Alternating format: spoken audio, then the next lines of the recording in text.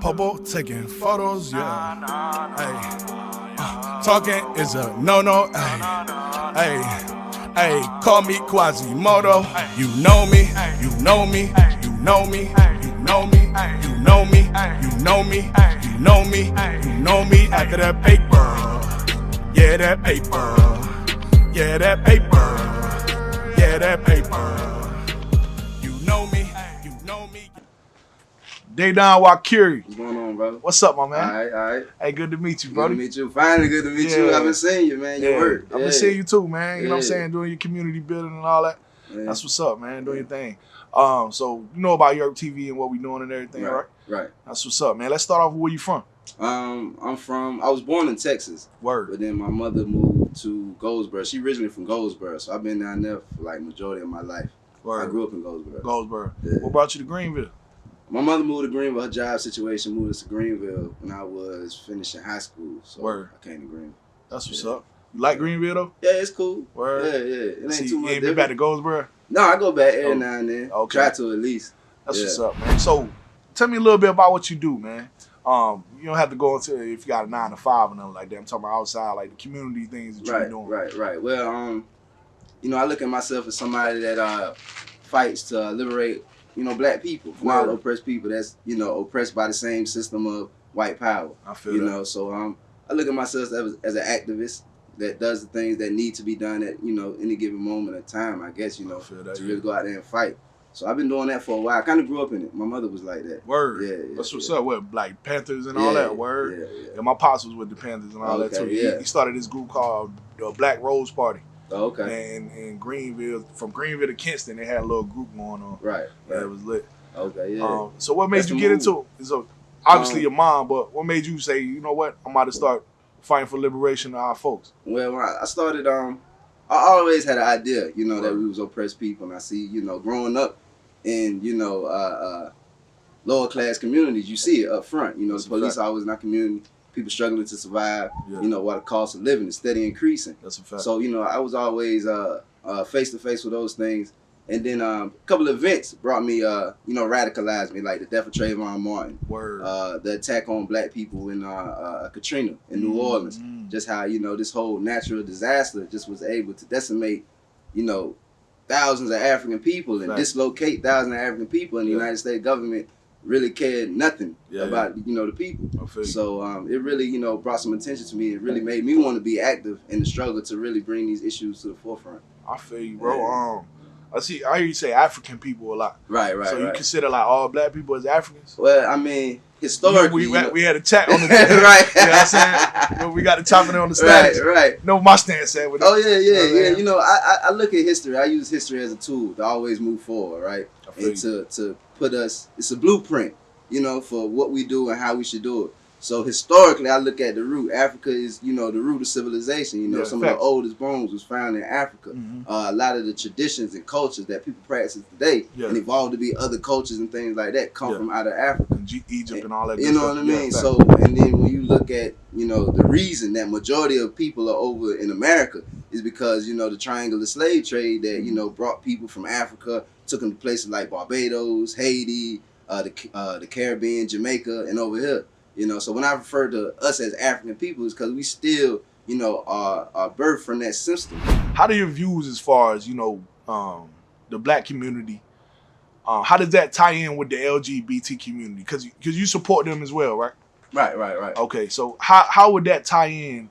And do you feel, because a lot of people would say that's like a cross, it's almost like it's the opposite of what we're trying to fight for. Right. So how does that tie in?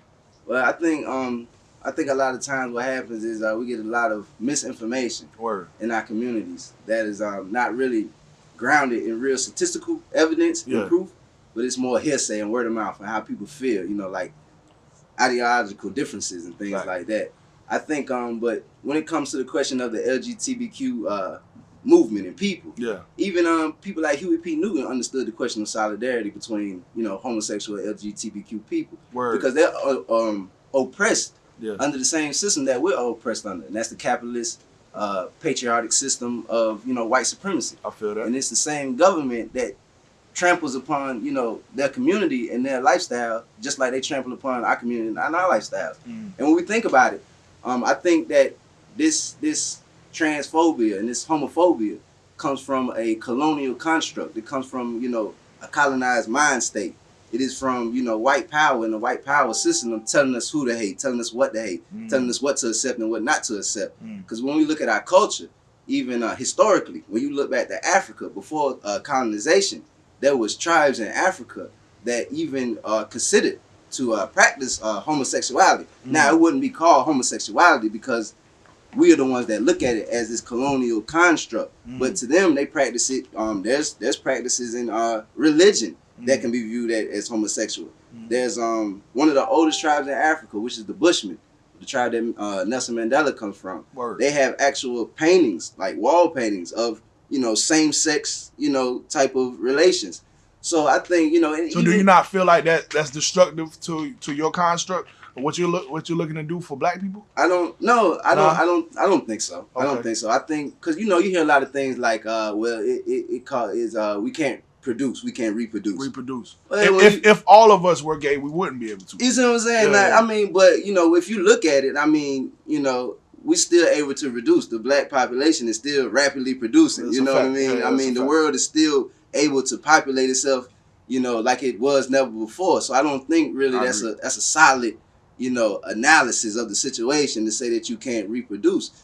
Oftentimes when we oppress people ourselves, we take oppression from the colonial powers that be, because we can't touch white power right now, fragmented and, you know, disassociated with one another. You see what I'm saying? So the people that we can touch are the people in our communities. And black people, really, if we look at it, we grew up with homosexual people, whether it was in church, whether it was our cousin. We seen people that we knew. I'm pretty sure you seen somebody when they was a child and be like, you know, when he grow up, he probably gonna be a little sweet, you know, the word that we use, you know, not calling them sweet, but, you know, just using that for an example. So I think, you know, I think it's very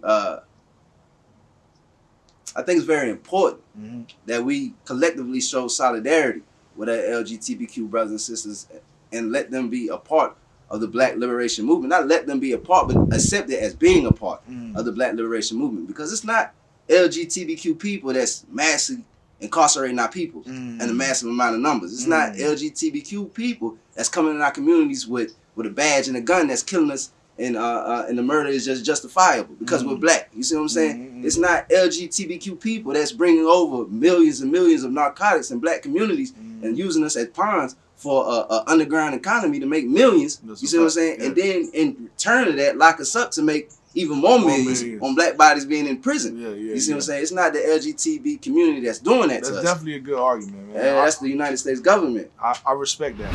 As an activist, right? I know it's kind of tough for you, man, dealing with police and things like that because they're not really with all that, right? How do you maneuver with that? What, with the police? Yeah, maneuver with the police, them knowing what type of time you on. Like, how does that work for you? I maneuver with the police. You know, you build strength in people and in your comrades. You know what I mean? I have a good team of people that I trust with my life. That I know that do the things to keep me safe, just like I would do some things to keep them safe. That's what's up. So it's just really having a good support system around you, having a good organization around you. I belong to 3 really great organizations that I think will protect me, just like I would protect them. Okay, you ever had any run-ins with the police? I had a couple run-ins with the police, especially here in Greenville. You know, they don't like what we do. Yeah, of course. You know, when you talk about liberating people and encouraging people to demand, you know, black community control of the police, you know, you're going to have a problem. I'm somebody that carries on the black radical tradition, that views the police as an institution that was derived from, you know, chattel slavery, from slave patrols, from killing indigenous people, from keeping people from crossing, you know, the border that was explain what you mean by radical, man, to those that don't know. When I say radical and reviving the black radical tradition, I'm talking about an idea and thoughts and an ideology of resistance. You see what I'm saying? We have to resist the system. There's nothing that we should attach to in this capitalist system. a lot of lies sometimes that's being taught, especially after the 60s and the 70s, when a lot of our leaders was assassinated by the United States government. You had the Black Panther Party that was totally infiltrated. COINTELPRO. You know what I mean? Yeah. You had Malcolm X that was murdered. You had Martin Luther King that was murdered. You had Panthers that had to run in exile to places like Cuba, Africa. So a lot of that, when that happened, that allowed the black bourgeoisie, the ones that, you know, have different intentions and different goals and aspirations than, you know, the black poor working class people, you know what I mean, that live and struggle every day to day. Why do you think there's no more Marcus Garvey's, Malcolm X's, Huey P's, Martin Luther King's per se? Even though Martin Luther King wasn't all the way what people say to me in my eyes. Well, no, I think to answer your question, I do think there are people out there that's carrying on that tradition. Why isn't there like a face? I don't think there's mainstream because the capitalist system won't let there be a mainstream because how detrimental it can be to that system. I agree. Of exploitation. You see what I'm saying? That system of acquiring wealth by any means necessary. They know when the majority of people have an understanding that it's the system that keeps us from living a peaceful and successful life, then the people will revolt. You see what I'm saying? That's that whole radical tradition is revolt. You know what I mean? If we look historically at our history as black people, there's never been a time we haven't fought. You see what I'm saying? But Western propaganda, the Western media tells us this different story that, you know, we was enslaved, but their version of slavery was, you know, yes and massa, real docile, you know, people, peaceful people. Well, there might have been a few, but really, you know, the majority of people was really plotting on to how to overturn slavery or resist it or to run away from it. You know, you have to look at it. They had to pass an act called the Fugitive Slave Act because so many black people were running away from slavery. So this is a movement of resistance. This is not just docile slaves. These are people trying to obtain freedom. So we have always fought, but they don't want us to believe that. Like even the question of Martin Luther King. Martin Luther King was a radical person in his time. He was considered a terrorist. So you have to be viewed as, you know, pretty dangerous to be considered a terrorist at that time. But now, due to his assassination, you had a whole bunch of, you know, white supremacists that deemed and gave him a holiday. Now they, you know, they sanitized Martin Luther King. They give us this peaceful version of Martin Luther King. They don't give you the version of Martin Luther King that told black people that the reason we riot in the streets because those are unheard voices. They don't tell you about the Martin Luther King that said capitalism is an evil that must be destroyed. You see what I'm saying? That's why they killed Martin Luther King, because he started to turn into a real figure of what he turned into, You see what I'm saying? That gave, but he kind of rolled with the system for a while, right? Well, I understand what you're saying. I think when you say he rolled with the system, I think his vision of peace was kind of I'm not trying to sound negative, but I think he was kind of off in his interpretation of peace, because to think that you can change a nation or a system of a peaceful movement has to give the idea that they have somewhat of a conscience. And America don't have no conscience. They do whatever they want to do. They drop bombs on people in other countries. You see what I'm saying? America's the first one to drop the nuclear bomb. You know what I mean? They dropped the bomb on Black Wall Street. Atomic bomb. You see what I'm saying? They dropped the bomb on an organization called MOVE in Philadelphia. So they do whatever they had to do to maintain that domination, the dominant power. You know what I mean? In this system. So it's anybody that challenges that will get met with, you know, the utmost aggression or brutality. So I think, you know. So do you feel like these days people are more cowardly? Because I know back in those days, man, you had the Panthers. You had people like my pop's group, the Black Rose Party, who would stand up in those days and die for it. You know what I'm saying? Nowadays, you got guys that, you know, gangs is more prominent. They'll die for their gang before they die for a whole nation type deal. So you feel like more people are more cowardly? I do think some people assimilate. I do think some people get comfortable. And they don't want to challenge the status quo. I do think that the United States government infiltrated a lot of black organizations, because even the gang culture at first was meant to protect, you know, black communities from racist attacks. That's a fact. And all forms of police terror. But then, you know, down the line it got infiltrated and the drug economy was able to move in, and it became this underclass of black capitalism with the drug economy that, you know, put, you know, brother against brother, sister against sister. You see what I'm saying? It had us killing each other and robbing each other and looking at ourselves, you know, different because of the situation that we live in. We already live in poverty because of a history of redlining, making sure that we cannot live in healthy and strong communities. You see what I'm saying? So our communities are already depleted the resources and things necessary to survive. You see what I'm saying? So when they introduce a $1 trillion economy that can make us somewhat, rich overnight, we automatically, because of what we living with, attach ourselves to it, and that really caused a lot of separation amongst a firm understanding of what the black gangs had originally had in mind. Yeah. So what do you feel like needs to be done, man? Like, what can we do at this point? Because a lot of people have questions for activists like yourself. Like, all right, man. Well, this is what I've seen in history. People like, man, if you're not gonna do nothing about it, shut up. Right? You feel like that should be done? No, I don't have that. I don't have that thought. Like, if you don't do nothing, you gotta shut up. You feel like everybody should be aware. There has to be a level of consciousness that's being raised in our community. You saying we can't blame me personally, me as an organizer, me as a revolutionary. I can't look at the people that don't really necessarily take the time or know the things that I know and just push them to the side. Right. We've been beaten constantly by a system. We've been beaten constantly by a system that oppresses us on every level, whether it's housing, whether it's jobs, whether it's schools and things like that. So we don't really, we are so busy trying to survive that we don't necessarily have the time to really reach out for this information. And that's the most valuable thing is time.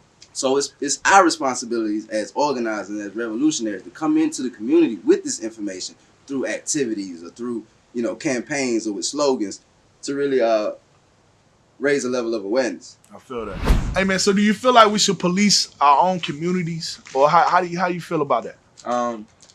Yeah, I definitely think we should police our own communities. I think that's something that the black community and the black masses should definitely strive towards. Is having a liberated, self-determination in our own communities, and I think that comes in the form of black community control of the police. So when I say control our own communities, are you saying do away with the police completely, or have access to who comes in our communities and actually say, okay, this guy should be in this community because he's from that community, right? That type deal. Yeah, I think it's a process. I think first it probably would look like that. I think that we would have to have the ability to say who and how they come in our communities and how they deal with the people in our communities and what's acceptable and what's not acceptable in our communities. I think that's the first initial step. And that's something that we're trying to work on right now here in Greenville, North Carolina. We asking for a civilian police review board with subpoena power. And they had one in Raleigh. It don't have subpoena power, so it really don't have no teeth. It don't have no power to do nothing. Okay. We asking one with subpoena power. Explain what that is, man, real quick. So a civilian police review board is a board that is made up of people in the community. That's just like a city council. You got to elect people to sit on the board, but we're asking for one that is independent of any law enforcement. Okay. We don't want law enforcement sitting on the board that's supposed to protect the interests of people. You know what I mean? So you vote people on, and on this board we ask for one with subpoena power, which gives the power for them to call witnesses, do their own private investigation, and if they find the complaint accurate and they did something that wasn't supposed to be done or handled something the way it wasn't supposed to be handled, then they meet some kind of retaliation. They either get fired, demoted, or can't come into the community that they've been terrorizing. And that's something that is important, I think, for black people in our communities, because historically and even presently, we are always terrorized by the police. And that's something that I think that is important that we understand as black people, that we have to look at the institution that the police derive from, and that's an institution of slave patrol. That's something that consists of brutality towards an oppressed, colonized people. So we're not talking about mere individuals like, oh, I know an officer and he don't do me that type of way, but that don't mean he don't go around the corner and beat up somebody that look just like you. You see what I'm saying? They belong to an institution that was created to keep black people oppressed. What about the black cops? A man in Ghana named Kwame Nkrumah, he became the president of Ghana after he got liberated, right? And he coined this phrase called a neo-colonialist. And that's somebody that is white power in black face. And really that's how I look at black and brown officers. They white power in black face or brown face. They belong to an institution that was created to keep putting black people in prison. It was created to beat black people in the streets, to show us all forms of terror and aggression. When you look at it right now, the Attorney General, William Barr, right, and Donald Trump, Yeah. They are spending millions of dollars on 2 programs. One program is the 1033 program, which allows military equipment to be given to local law enforcement. And with this military equipment, they wage war on poor working class black people and brown people. When you look at Ferguson, Missouri, after they killed Mike Brown and people in Ferguson started to resist, what did they bring out? Military style equipment. The same in Baltimore. Yeah, with the guards and the shields. You see what I'm saying? Yeah. And they have this same equipment in Greenville, North Carolina. The Greenville Police Department, in collaboration with City Council, our own City Council, even the Black City Council people, you see what I'm saying, voted unanimously to allow them to obtain thousands of dollars to receive military style equipment. In the same year that they received this equipment, they threw a flash bang type grenade in the house on 4th and Tyson that went off in the same room with little children. Wow. You see what I'm saying? So this is a war that's constantly perpetuated against black and brown people that come from the state. You see what I'm saying? That come from local law enforcement. And that's something that we have to realize, that we have to fight against that. We don't want these people in our communities that's terrorizing our communities and being trained by Israeli soldiers through a program called the Exchange Program, where local law enforcement goes to Israel and gets trained by Israeli soldiers that treat the Palestinian people, you know what I'm saying, bad. And so that's the type of relationship that we have with police officers. You know, lately, you know, especially here in Greenwood, there's this huge propaganda scheme, right? That tries to show us this positive side of police officers, like through the PAL program, where they put the police officer on the Daily Reflector, passing out book bags and things like that to younger kids. You see what I'm saying? But what they don't tell us is that these younger kids grow up in the same communities and in the same conditions. You see what I'm saying? That have always been there, that are eventually going to be treated the same way that they treated the people before them. You see what I'm saying? Because it's an institution. It's not a way of thinking. You see what I'm saying? You can't train a police officer to be a better police officer, because the training that they're receiving now to bleed up black and brown people is their training that they perceive to be a good police officer training. You see what I'm saying? So we have to look at the institution that the police derive from, rather than the individual that works for the force. So what would you say to somebody that says, man, it's not all about the police? We're destroying ourselves in our community. What about that? What about that argument? And I think that's, you know, at times I think it's valid, because it's a serious problem in our communities. You know, the violence in our community that takes place in our community is something that should be discussed. It should be discussed on a large scale. But again, do you feel like we should work from within first and then fight the system, or should we just deal with what we got? I think it's both. I think when we work within, I think at the same time that works to fight against the system. Because I think we have to understand, do we have problems? Yes, we do. You see what I'm saying? But our problems come from the top down. And then I don't call it black on black crime. I call it horizontal violence. You see what I'm saying? Because our violence is from the state. It's from the government. It's from the system. So it comes top down, right? And then most likely you're going to do crime to somebody that's in your area. It's horizontally beside you. That's why we call it horizontal violence. I can't reach, the government. I can't reach the system. But I can horizontally reach out to my brother and do harm. You see what I'm saying? Definitely. So when we live in these conditions and when we live in these communities that have been deprived and been depleted of resources and the things that keeps communities healthy and being able to strive as, you know, a community, then we start to, you know, look for other means to survive. You see what I'm saying? When we live in a Pitt County, right? Minimum wage is still 7 something, right? Who can live off that when with the price of living is steadily increasing? You see what I'm saying? You be in the hood somewhere, at the very bottom somewhere. You see what I'm saying? But even that though, you still got to put shoes on your kids' feet. You got to put food on the table. You got to survive, and they make it extremely difficult to survive. So we look for other means to survive. You see what I'm saying? And these means don't come from us. We ain't got no boats and no ships to bring all this dope and stuff over here. You know what I mean? It comes from a system. We can trace it back to the Contra Wars in Nicaragua when Reagan and Bush was fueling the cocaine movement in the 80s with Rick Ross. You see what I'm saying? That was connected to the United States government. You know what I mean? So we know. It's crazy how the wind want to blow so crazy. I know. When you start talking that, it's kind of wild, man. But go ahead, bro. Yeah, so it's like, you know, we got to understand, yes, do we have problems in our community? Yes. Do we lash out against one another in a violent way that should not be? Yes, we do. Do we need to confront it? Yes, we do. How do we confront it? I think sometimes is by actively engaging in the struggle to combat poverty, to combat non-affordable housing, to combat not being having healthcare at your access. Combat not having a livable wage that pays you something that you can be able to pay bills and enjoy life. Some people can only just pay bills. That's facts. You see what I'm saying? Yeah, can't really take care of their kids how they need to. You know what I mean? So we look for alternative means to make sure that we can stay afloat in this system that was built to go against us. Yeah. Where you see your movement at, man, in 2 years, bro? Where I see my movement at? You press the gas. How long you been doing it anyway? Man, I've been doing this